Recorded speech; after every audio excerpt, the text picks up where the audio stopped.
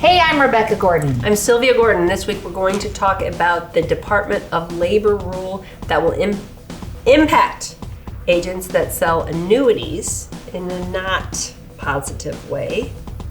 One of our drier shows, so if you do not have a glass of wine, you might want to get it before you snuggle in to listen to this one. So this is, kind of boring, but it's kind of crazy. It's more crazy. It's not boring if you're an IMO because it's going to push most IMOs out of annuities if it passes. Crazy thing is that this was proposed in 2016 that we, the insurance folks, fought off. We won. We won the battle. It basically is going to create a couple mega annuity FMOs with tremendous responsibility, acting almost like a broker-dealer. Yeah. It's going to make everybody fiduciary. And it ain't good. Most people have a couple contracts here and there, and their things have progressed. It's not a lot of necessarily the best relationships. way, but sometimes they have several good relationships too, and it has had some thought behind it. But this law, if it does pass, would require you to put all of your business with one IMO. And there will only be a few IMOs left that will take on the fiduciary responsibility. I mean, maybe 3 or 4. Yeah. At the most. At the most. And it's going to force everybody else out. And when people are forced, when there's monopolies, service tends to suffer because nobody has to earn your business. Right. You don't have a lot of choices, so that's never a positive. One of the weird things is why now? October before an election? I mean, we fought this off 4 years ago. Yep. And it was under Obama.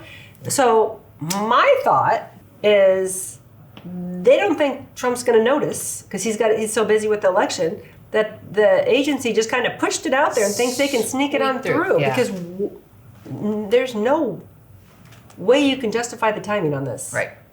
It's not urgent. Except just to get it Other through. than you could kind of sneak it through when the cat's not really paying attention right now. Yeah. And that maybe he hasn't given any attention to it to realize this is not necessarily good for our industry. So the association that you guys need to reach out to and find out how you can get involved is the Federation of Americans for Consumer Choice, the FACC.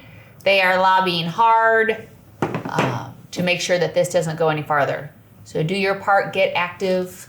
If we have anything, we'll be sending it out to you that you could be sending to your Congress people or senators. So stay tuned for that. That would be coming from Randy Pearson, our Vice President of Annuities.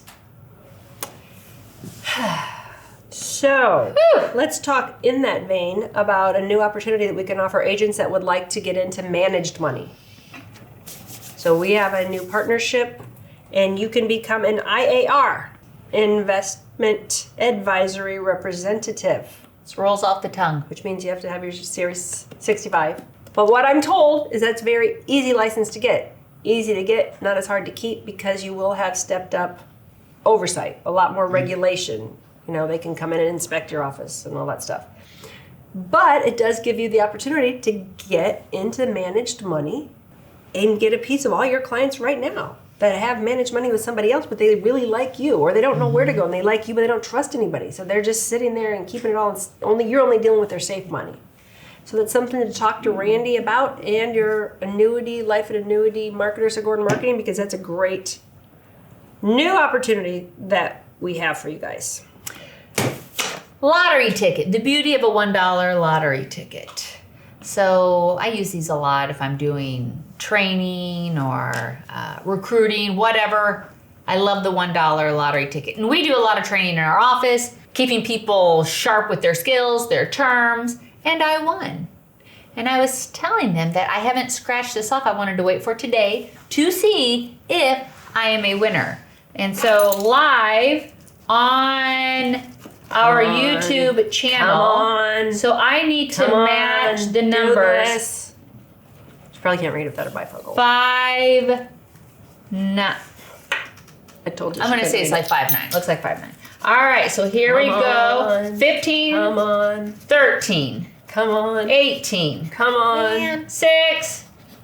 14. I didn't win. Okay. But I played and I had fun. So look, if you're needing ideas to do with consumers, people in your office, anything fun, Anytime I do a meeting, I always like to ask questions just to see what people are retaining. I like to tell you I'm going to give you a quiz. Just keeps people on the edge of the seat. It's fun. These are $1.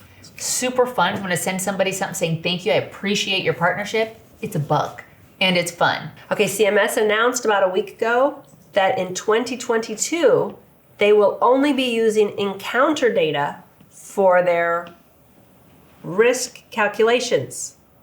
Stay with me. So we've had a lot of energy, really from like 2 carriers I've noticed, Allwell and United Healthcare, with risk assessments. They're trying to collect more information. HRAs or VRAs, or they call them different things. So this is what you're talking about. Right. So I'm talking about, this has been going on since the beginning of time. The carriers get paid based on how sick you are or how healthy you are. The sicker you are, the more money they need, the more money they get. If they know you're sick, if Medicare knows you're sick, that's your risk score.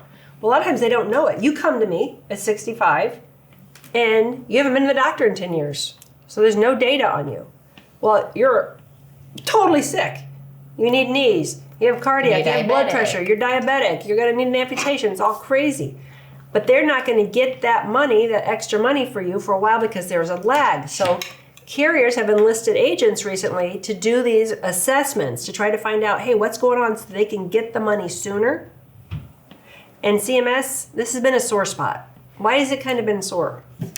Well, probably, I'm assuming because all the whistleblower lawsuits there's been with this. And every carrier, I think I can say, every carrier has had lawsuits because they've all been accused of, I don't want to say trumping, you're not allowed to invoke his name anymore, of artificially increasing the risk scores on their side, okay? But, so they're saying, hey, we're trying to get it into the proper category because we're getting underpaid. The CMS is saying, nah, you went too high. We need to bring it down into, and so the agents were then inserted into the equation, and we got $50. We were like, yay, $50. We can make a contribution here. So that will go away in 2022. So we have it this year. Most likely. For this enrollment. Just because CMS said they will only do encounter data. So what is encounter data? Encounter data is the doctor's records. It's only information that a doctor writes down. When you have an encounter with your doctor. Right. So it's not from an agent, it's not from the carrier, it's from the doctor. So the only thing that we can count on is change. We love change. Make your $50 health risk assessment bonus or admin fee or whatever they call it. Make that this AEP. Don't leave that money on the table. While they're offering it, go for it. Just don't count on that continuing forever. All right, that's all we have for this week. Thanks for tuning in. If you do not subscribe, we gently encourage you to hit the button and help us out. And hope you found this valuable. Tune in next week. See ya.